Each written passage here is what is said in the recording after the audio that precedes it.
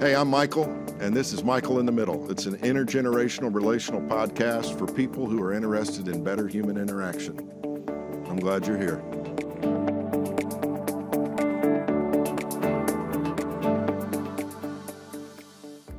Hey, friends, Michael in the Middle, episode 36.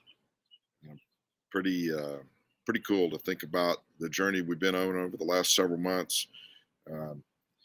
My own personal schedule has made it a challenge to stay on the weekly rotation that we had hoped for when we first started. So every other week seems to be where we're headed, at least for the summer months. And I'm okay with that. I continue to be very grateful for people who are tuning in and finding this podcast to be helpful to them. The YouTube channel subscriber list is growing, and occasionally I'll get a note from someone, hey, I just found your podcast and I'm really enjoying it. Thanks for sharing that. And as much as I want to be an encouragement to other people, I have to admit that it's an encouragement to me when I hear from folks who seem to be getting something out of this. I usually say this at the end, but the whole Michael in the Middle thing is about getting out there in the middle of doing something good for somebody else. And that's what we're trying to do here. So thank you very much for being a part of this and spreading the love where you can. It's going to help change the world, I think. So anyway, here's what we're going to do for this one. Sarah and I just recently got back. We're actually on a work trip right now, heading back to Nashville, but we just recently got back from Salisbury, Maryland, and we'd been down in Sharpsburg, Georgia, Noonan area a little while before that. But we, with our kids living where they do in the different areas of the country, we don't get to see them near as much as we'd like to. So we have to be pretty intentional about making the trips that we do to be a part of their lives in person. I mean, the virtual world is keeping us in touch. I think that's the way a lot of people even do business these days. But there's nothing like being there in person. And so our most recent trip to see grandkids was actually to be in Salisbury, Maryland, on grandson Reston's 9th birthday, which was Monday, May the 29th. And we got to be up there with Chad and Amy and Reston and Amy's folks and other family and friends. And we watched a lot of baseball. Reston he plays Little League, but he's also on the Mid-Atlantic Shockers and playing tournament ball. And there he is with a couple of his best friends, Eli and Colton. And they ended up winning second place in the tournament, and Reston was really proud of that medal. It's fun to watch him play. Earlier in the week, we had been down in Noonan and Sharpsburg, where Brian and Ashley live, and we got there in time to on Monday, May 23rd. Tuesday. Well, we were there on the 22nd. Brian turned 37 on May the 23rd, and this is him and his family, and we'd been through Noonan a couple of weeks earlier for Braden's 5th grade choir to be a part of the Trinity Christian School concert for the spring that they had there. That's Braden right in the middle of the picture. He'll be 12 in August. Tinley is 9 years old, standing there in front of Ashley and Sarah. Lennon's 7. She's between Braden and Brian, and Hazel's over there.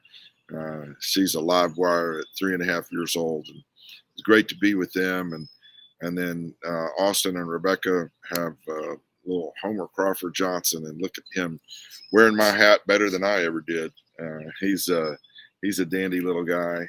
They're getting ready to go to Great Britain and Europe, where Austin will be doing a comedy tour over there. And Rebecca has a dear friend that she's going to be able to spend time with. She and Homer are just a gas together. I don't have a copy of the passport photo, but That 16-month-old had to have a passport, obviously, to travel internationally, and that was a story in and of itself. Pretty cool. So basically, what I'm wanting to share with listeners today is some thoughts that I have been, I guess, um, really focusing on in terms of what it is that we do with our lives on a daily basis and how we need to handle business.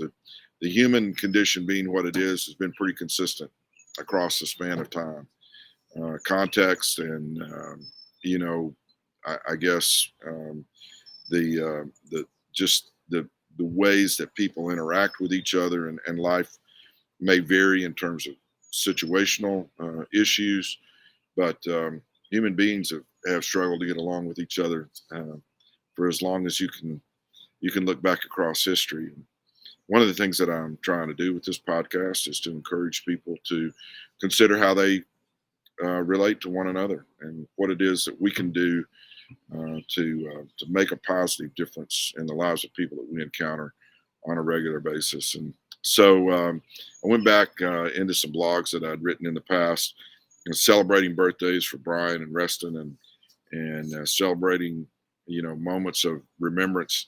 Um, it's a good thing to do, and it's interesting to me that one of the things that I wrote a few years ago to Braden, who is our eldest grandchild, I think still resonates. And so the bulk of what I'm going to share with you in this episode 36 is a letter that I wrote to Braden on the occasion of his fourth birthday back in August of 2015. So here's Dear Braden. It's so good to talk with you on FaceTime today. Just like every other time we get to talk to you or be with you, it really brightened up my day. I'm writing this to you in hopes that when your mom and dad decide to share this letter with you, you'll be able to understand a little better what I mean in these few lines. Be a joy spreader, Braden. I hope you never lose your bright-eyed joy that is so evident when you see people you love, or things like the beach or a new Hot Wheels car, or when you pedal real fast on your bicycle and skid your back tire when you slam on the brakes. This world can be mean at times, and so can the people living in it, but I think God is going to use people like you to spread an infectious kind of joy that makes the world a better place. I hope you'll be inquisitive. You have such a keen mind. You always seem to be thinking and trying to figure things out. It's good to know a lot about a lot of different things because the world you're growing up in is complex in so many ways. But always remember this: life will always be about more than just knowledge. Find ways to use what you'll learn to help people. Be brave. Sometimes it seems like a lot of bad things are happening, and sometimes they really are. But living afraid makes it hard to live at all. Live life like you swim. You know that you can't stay underwater for very long, but you also know how much fun it is just to run and jump in the pool and swim towards your dad. You conquered your fear of the water in part because you knew your dad or mom would be there to catch you. And God created you to enjoy being his child in this awesomeness of his creation. So dive in and swim hard in God's direction. Be grateful. You do this so well already at a young age that I can't imagine it'll be a problem for you as you get older. However, some people end up thinking that the world owes them something. Every new day is a gift. Each time you sit down to eat a good meal is a gift. Your mom and dad and sisters and all the rest of your family are a gift. The house you live in is a gift. The schools and teachers you have are a gift. The church you attend is a gift. Life itself is a gift, Braden. When your life is filled with gratitude, you tend to take fewer things for granted. That attitude will be a gift to the world in which you live and work and grow. Be strong. I don't know how big you'll get in terms of your physical body. Your genetic codes suggest that maybe you'll be close to 6 feet tall and probably end up somewhere around 200 pounds or more before you're done. But strength is about more than physical prowess. Strength of character is evident in one who chooses to do the right thing even when no one is watching. Strength shows up when you help a person that seems like they can't help themselves. And strength that lasts will come from knowing you need God's help to live this kind of life. Be kind. The world you're growing up in has gotten really loud and mean. People who disagree with each other can say some really rotten things. There will never be a day when you don't run into someone who's having a tough time. So, as much and as often as you can, be kind to the people you encounter. Sit with the lonely kid in the school cafeteria. Tip well at the restaurant. Smile at the grocery clerk. Let somebody in front of you in traffic when you are old enough to drive, even when they don't deserve it. It's possible that those people may never say thank you, but you won't be kind for what you can get out of it. You'll be kind because it's the right thing to do. Be yourself. There may be a lot of people that will be similar to you in terms of the way you look, kind of clothes you wear, kind of house you live in, and the kind of car you drive, but there's only one you. You have been given a unique set of gifts and abilities. It's not a bad thing to follow the good example you'll see in your mom and dad because, well, they're awesome. But at some point, you'll have to make decisions for yourself. There will be friends who will tell you what they think you ought to do. You'll see things on TV and in movies that will try to convince you that what they're selling is better than anything you've ever experienced. But always be true to yourself and be true to God who gave you life.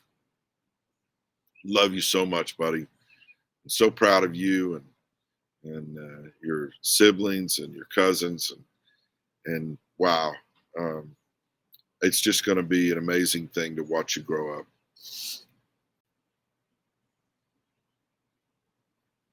I guess when I'm reading through that and I'm thinking about Braden himself, I'm thinking about all the other kids like him who are growing up in a loud world that could make us think sometimes that it's going to be tough to turn this thing around. And I've said it before, and it probably sounds cliche, but I don't think we can change the world on our own. But I think we can change the world for somebody and the way that we live and the way that we interact with them. So I hope the kinds of things that I encouraged Braden to be will take root with you as well. Be the kind of person that makes the world a better place for the people that you encounter. And I know that when you do that, you'll make the world a better place for yourself. That's all I have for episode 36. Thanks for tuning in, and we'll see you somewhere down the road. So in addition to the Michael in the Middle podcast, I'd also like to let you know that I'm available for speaking engagements either to a group, churches, or civic organizations, particularly in the area of generosity. But I'm also very interested in the idea of encouragement. This is a world that bends itself toward beating other people down, beating other people to the punch, beating other people to the prize. And in a world that is so polarized, discouragement and despair seems to be at an all-time high. We hear about mental health issues for folks. We hear about people that just don't know that there's much to live for. I happen to believe in a realistic sort of way because I know that life is difficult at times, but I believe that an encouraging word, well-spoken and timely fit, makes a huge difference in the lives of others. So I'm available to speak to your team in your organization about the value of being generous with your encouragement of others. And I'd love to share, with your group organization, particularly along those lines.